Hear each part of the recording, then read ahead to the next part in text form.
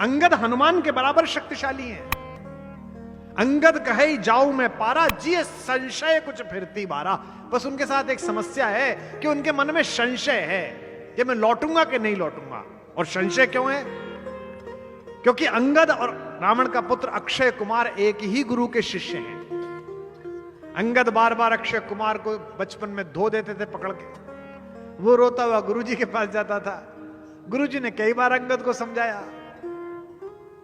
अंगद एक तो राजकुमार थे, इंद्र के बेटे थे।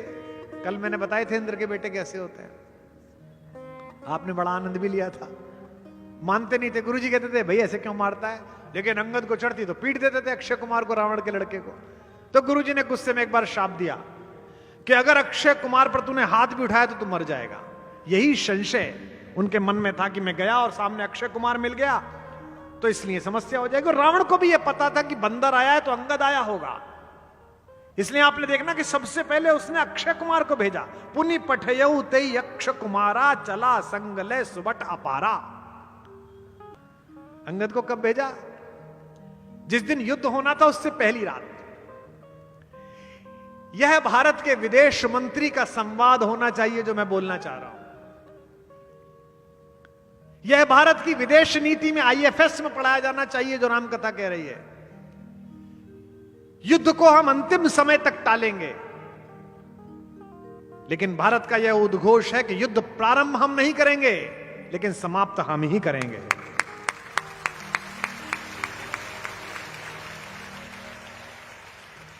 युद्ध जिस दिन होना है उससे पहली रात्रि में भगवान ने कहा युद्ध परिषद में बैठकर, विभीषण एक बार फिर आपके भाई से बात की जाए क्या? मैं नहीं चाहता कल निरपराध लोग मारे जाएं। विभीषण ने कहा भगवान वो मानेंगे नहीं, मैं जानता हूं उनको, युद्ध अवश्यंभावी है। भगवान ने कहा नहीं, एक बार मैं प्रयास करके देखना चाहता हूं, भेज दीजिए, एक दूत भेज दीजिए। जैसे ही दूत का नाम हुआ हनुमान खड़े हो गए। सर, भगवान ने कहा नहीं तुम नहीं, तुम पिछली बार गए थे, बड़ा कष्ट हुआ उसको, ऐसा आदमी भेजो जिसे देख के वो प्रसन्न हो। तो अंगद से कहा गया तुम जाओ। अंगद ने जो वहां बात की है वो कम्युनिकेशन में पढ़ाया जाना चाहिए, पत्रकारों को पढ़ना चाहिए, चैनल के लोग आए। अगर युद्ध नहीं टल रहा तो सामने वाले व्यक्ति को इतना हतोत्साहित करो कि वो आधा युद्ध पहले ही दिन हार जाए। जैसे ही रावण को पता चला कि राम जी ने दूत भेजा है तो रावण बड़ा प्रसन्न हुआ। उसे लगा कि राम डर गए। अहंकारी आदमी विनम्रता को कायरता समझता है, यह सामान्य प्रक्रिया है। रावण भी भयंकर अहंकारी है। उसने तुरंत राज्यसभा बुलाई अपनी और चारों तरफ अपने राज्यसभा के सदस्य इकट्ठे किए हुए। चमचे, चमचे समझते हैं आप? चमचे की पहली क्वालिटी यह है कि वो भरे हुए बर्तन में लगता है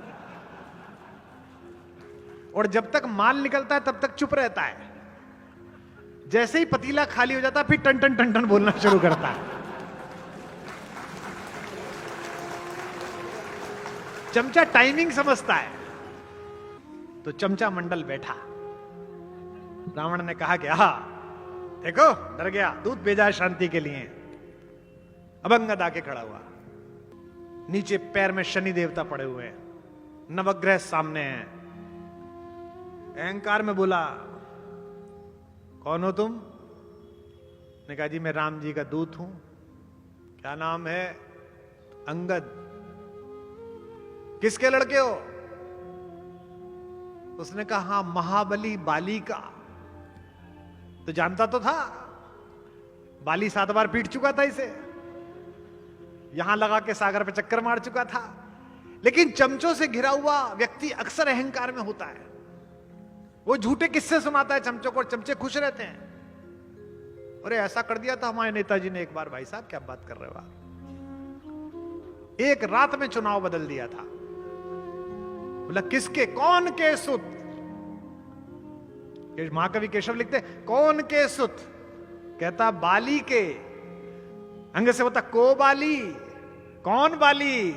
तो अंगद मुस्कुरा के बोला न जानिए, याद नहीं आया? वही बाली जिन्होंने आपको 7 बार मारा और सागर के चक्कर लगा। मैं उन्हीं का बेटा हूं अंकल जी। फिर गोल कर गया, डर गया। कौन के सुत? बाली के। को बाली न जानिए, पोटरी कांख में चाप रहे, सागर सात नहात बखानिए। फिर बोला सागर कैसे तरियो, समुद्र कैसे पार करा, कितना बड़ा काम। अंगद बोला इसमें क्या है, जैसे गोपद, जैसे गाय कीचड़ में पैर रखते थे बच्चा पार कर देता, ऐसे पार कर लिया। फिर अहंकार आहत हुआ। आखिरी बात पे तो आप बहुत देर तक हंसेंगे, प्रसन्न हो जाएंगे। सागर कैसे तरियो जैसे गोपद। फिर अच्छा अच्छा बकवास बंद करो, किस काम से आए हो। तो अंगद हाथ जोड़ के बोला अंकल जी हम किष्किंधा में रहते थे, हमने सोने का चोर देखा, हमने चांदी का चोर देखा, दूसरे की पत्नी का चोर नहीं देखा था, देखने के लिए आए थे कैसा लगता है। सागर कैसे तरियो जैसे गोपद, काज कहा सिए चोर ही देखो। सीता के चोर को देखने आया हूं। मनोबल कितना टूटा होगा उस पल रावण का। ऐसा चाहिए आपको राजदूत, जो कॉमनवेल्थ में खड़ा हो तो पड़ोसी देश के साथ ऐसी बहस करे कि युद्ध से पहले ही देश का मनोबल नीचे गिर जाए। ये राम की कहानी पढ़ाओ अपने आईएफएस में जाके। रावण ने अहंकार में कहा मूर्खता की बात मत करो, मुझे याद आ गया तुम मेरे दोस्त बाली के बेटे हो बेटा, तुमसे कह रहा हूं ये राम वाम सब ये वनवासी हार जाएगा, इसे मैं मार दूंगा, मेरी तरफ आ जाओ बच जाओगे। कहां बेटा तू लग गया, कहां वो और कहां मैं। जैसे ही उसने कहा, अंगद ने कहा बिल्कुल ठीक कह रहे हो आप, कहां वो कहां आप। तो तुरंत उसने चमचों की तरफ देखा कि देखो मेरी तरफ आया। बोला सभा को बताओ कि मुझ में और उसमें क्या अंतर है तपस्वी में। अब अंगद तपस्वी राम जी में और रावण में अंतर बता रहा है और क्या सभा में आनंद आ रहा है। बोला अंकल कहां वो कहां आप। उनका एक बंदर पूरे समुद्र पार कर गया, कहां वो। बनरा, उनका बनरा सिंधु पार कर गया, और आप पर उनके भाई की खींची हुई धनुष की रेखा पार ना हुई, कहां वो कहां आप। दोनों में बहुत। उसने कहा नहीं कुछ और बताओ कुछ और बताओ, ये बात समझ में नहीं आई। बोले कहां आप कहां वो। उन्होंने जो बंदर भेजा था आपके पूरे खानदान पे वो ना बंधा, और उन्होंने समुद्र को बांध के उस पे बाट बना दी, मार्ग बना दिया, कहां वो कहां आप। बोला आपको क्या बताऊं रघुनाथ जी के प्रताप की बात, कहां आप कहां वो। उनके बंदर की पूंछ पर पूरे खानदान का तेल डाला तब उसकी पूंछ न जली, और उस अधजली पूंछ ने आपकी लंका जला दी, कहां वो कहां आप। कि सिंधु तर्यो उनको बनरा, सिंधु तर्यो उनको बनरा, तुम पे धनुरेख गई न तरी। तुम पे धनुरेख गई न तरी, तुम पे धनुरेख गई न तरी। बानर बांधत सो न बंध्यो, बानर बांधत सो न बंध्यो, उन पारिधि बांध के बाट करी। उन पारिधि बांध के बाट करी, उन पारिधि बांध के बाट करी। अजहूं रघुनाथ प्रताप की बात, तुम्हें दश कंठ न जान परी। तुम है दश कंठ न जान परी, तुम है दश कंठ न जान परी। तेलन तूलन पूंछ जरी, तेलन तूलन पूंछ जरी, न जरी गढ़ लंक जराय जरी। न जरी गढ़ लंक जराय जरी, न जरी गढ़ लंक जराय जरी, न जरी गढ़ लंक जराय जरी, न जरी गढ़ लंक जराय जरी। बोला बजरंग बली की। इस समय का सदुपयोग कैसे करना है, किधर जाकर करना है, यह राम की कथा सिखाती है। आप में से बहुत सारे लोग पूछ सकते हैं कि जी मुझे क्या फायदा होगा। मैं हरिद्वार में गंगा जी के तट पर अपने अपने राम करने गया। महामना मदन मोहन मालवीय जी जो भारत रत्न है, आज से 100 साल पहले, 100 से भी अधिक साल पहले गंगा सभा की स्थापना की। तब से लेकर पहला आयोजन हुआ गंगा जी के बीच में। तो वहां आईआईटी के लड़के आ गए रुड़की से, उन्होंने सवाल भेजा। उनमें से एक लड़का मुझसे सवाल पूछता है कि जी हम तो आपको देखने आए थे, सोचा कविता सुनने को मिलेगी, आप तो ये राम पे सुना रहे हो, इसमें मुझे क्या मिलेगा, मैं तो आईआईटी में एआई पढ़ता हूं। मैंने उसको जवाब दिया कि तुझे सब ज्यादा जरूरत है समझने की, क्योंकि एआई है राम कथा में। राम की कहानी में 2 पात्र ऐसे हैं जिनमें से एक को मायावी कहा जाता है जो रावण है, और एक को मायापति कहा जाता है जो राम है। एआई माया है, अगर इसे अपने शरीर में बसाकर अपनी कामना और वासनाओं की इच्छा का पूर्ति करोगे तो ये एआई रावण बनाकर तुम्हें मार देगी। और अगर इस पर अधिकार करके जगत के कल्याण की योजना बनाओगे तो राम बनाकर जगत के लिए पूजित बना देगी, सत्य बना देगी। तुझे तो सबसे ज्यादा पढ़नी चाहिए इसको, लेकिन शरीर की सीमा है और मन निस्सीम है। इसी देश में यह खबर छपने लगी कि रील बनाने के लिए आईफोन खरीदना था तो महिला ने अपने 4 महीने के नवजात शिशु को बेच दिया। इसी देश में खबर है। कुछ तो गलत हो रहा है भैया। सरकारों से नहीं होगा, संस्कारों से होगा। उसके लिए आध्यात्मिक लोगों को अपनी भूमिका तय करनी पड़ेगी। कौन सदन में खड़े होकर यह स्वीकार करता है कि हम असफल हो गए? सरकार में कौन कहता है कि हम असफल हो गए? सरकार सफल होती है तो बताती है, नहीं होती है तो बताती है सफल हो गए। आईफोन बहुत अच्छी चीज है, कोई खराब चीज नहीं है, लेकिन किश्तों में मैं क्यों खरीदूंगा भाई? एयरपोर्ट पे उतरता हूं, लिखा रहता है आईफोन 16 इजी EMI। मैंने 50 वर्ष की आयु तक क्रेडिट कार्ड नहीं लिया था, उधार से डर लगता है जी। और आज हालत ये हो गई है, जिस पर जितना उधार है वो उतना ही दिलदार है, क्योंकि आपने सारा आकर्षण साधनों में बांध दिया है। बड़ी गाड़ी है तो प्रसन्न हो, फिल्टर लगी हुई फोटो देखते हो और सोचते हो कि यही सत्य है, और जब सत्य सामने आ जाता है तो बुद्धि पे फिल्टर लग जाता है कि देखा कुछ था निकला कुछ और, ये तो फिर चिंतित होते हो। एक वायवीय मायावी जगत है जिसको वास्तविक जगत में ढूंढ रहे हो आप, और यही समस्या है आपकी। एडिट की हुई 50 सेकंड की रील, उसे सत्य समझ रहे हो आप, और जो रियल जिंदगी अनएडिटेड है उसको सत्य ही नहीं समझ रहे हो। यही कष्ट है आपके जीवन में। जवान लड़के जितने बैठे उनसे कह रहा हूं, अपनी इच्छाओं को सीमाओं में बांधे रखो, अपनी इच्छाओं को सीमाओं में बांधे रखो, वरना ये शौक गुनाहों में बदल जाएंगे। पुरुषार्थ पैदा करो। पहली कविता 100 रुपए में पढ़ी, रोडवेज की बस में चलते समय इसी को उपलब्धि मानते थे कि कोने वाली सीट मिल गई। अब जो नया लड़का लिखता है, नई लड़की लिखती है, कल भी यहां कुछ बच्चे आए थे नए लिखने वाले, वो परसों मेरा यहां से जाते हुए फोटो देखेंगे अगर मैं किसी निजी विमान से गया, उनको लगता है हम पैदाइश में हुए थे। ऐसा नहीं है भैया, ये मुश्किल लगी है, यहां तक आने में 36 साल लगे हैं। खुद से चलकर नहीं है तर्ज सुखन आया है, पांव दाबे हैं बुजुर्गों के तो फन आया है, तब जाकर यहां पहुंचे। पर बहुत जल्दी में आदमी बड़ी तेजी से, कबीर तुझे पुकारता है कि इस गाड़ी को, शरीर की गाड़ी को जरा धीरे हाँक। इसलिए धीरे हाँक, अपने लिए नहीं, क्योंकि इसके अंदर राम बैठा है। अगर अतिथि अंदर अच्छा बैठा हो तो गाड़ी सभ्यता से चलानी चाहिए, अच्छे से चलानी चाहिए।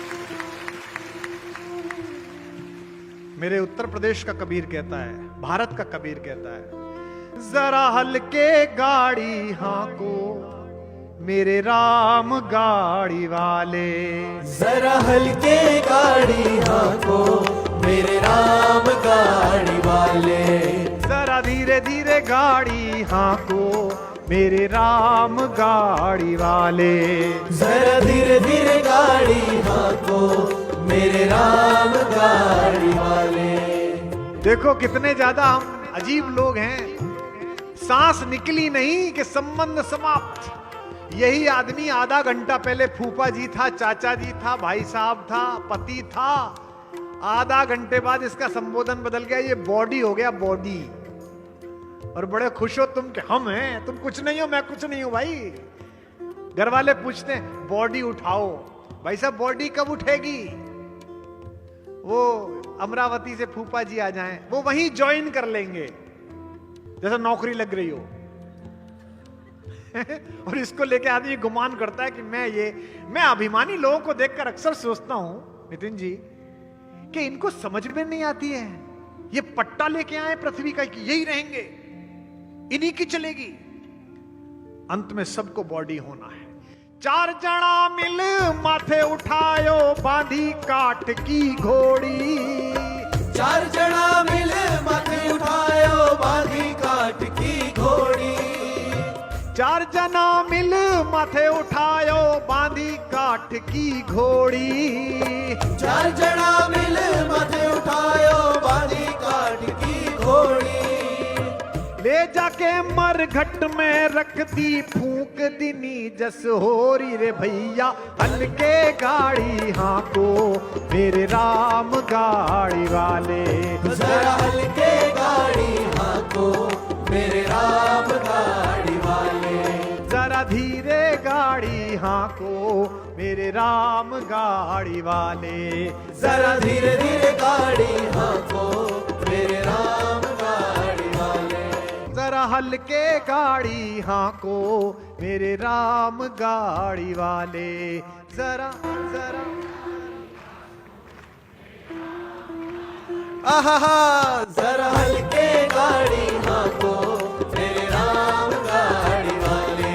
मेरे राम गाड़ी वाले घनश्याम गाड़ी वाले।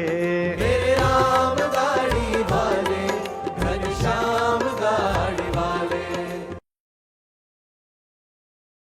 किसी से प्रेम करने के लिए उसकी उपस्थिति और अनुपस्थिति दोनों आवश्यक है। या तो आपके सम्मुख है तो आप प्रेम कर रहे हैं, या आपकी आंखों से ओझल है तो आप प्रेम के गाने गा रहे हैं। सबसे मधुर वो गीत जिन्हें हम दर्द के स्वर में गाते हैं। जब हद से गुजर जाती है खुशी, आंसू भी छलक कर आते हैं। Our sweetest songs are those who tell us saddest thought, Shakespeare ने कहा। लेकिन एक ये बावरा है जो जब उपस्थित है तो राधा है, जो उपस्थित है तो पूरा ब्रज है, और अनुपस्थित है तो मेवाड़ राजवंश की कुलवधु है, मीरा है। हमसे पूछा था किसी ने, हम एक बार न्यूयॉर्क में एक वर्ल्ड पोइट हाउस है तो वहां गए हुए थे, तो उन्होंने हमारे सम्मान में एक संध्या रख दी। एशिया के और यूरोप के कुछ नए कवि इकट्ठे हो गए। तो स्पेन की एक कवित्री ने कहा कि मैंने आपके यहाँ काफी पढ़ा है, आपके यहाँ के लोगों के बारे में जाना आने से पहले। So I was going through a poetess name Meera. मैंने कहा यस। उसने मुझसे कहा कि आप सो मेनी ऑफ फैलेसीज, बहुत सारी अजीब बातें हैं इसके अंदर। मैंने कहा क्यों? तो उसने मुझसे कहा कि इसमें कहानी है कि उनको विश्व भेजा गया और वो जी गई। तो मैंने कहा दो बातें एक साथ मत कहिए कि मीरा को पूरा पढ़ा और प्रश्न उठा। अगर मीरा को पूरा पढ़ा है तो प्रश्न उठ ही नहीं सकता है। अगर पात्रता कृष्ण को लेकर मीरा जैसी है, दुनिया के हर विश्व को बाध्य होकर अमृत बनना पड़ेगा, चरणामृत बनना पड़ेगा।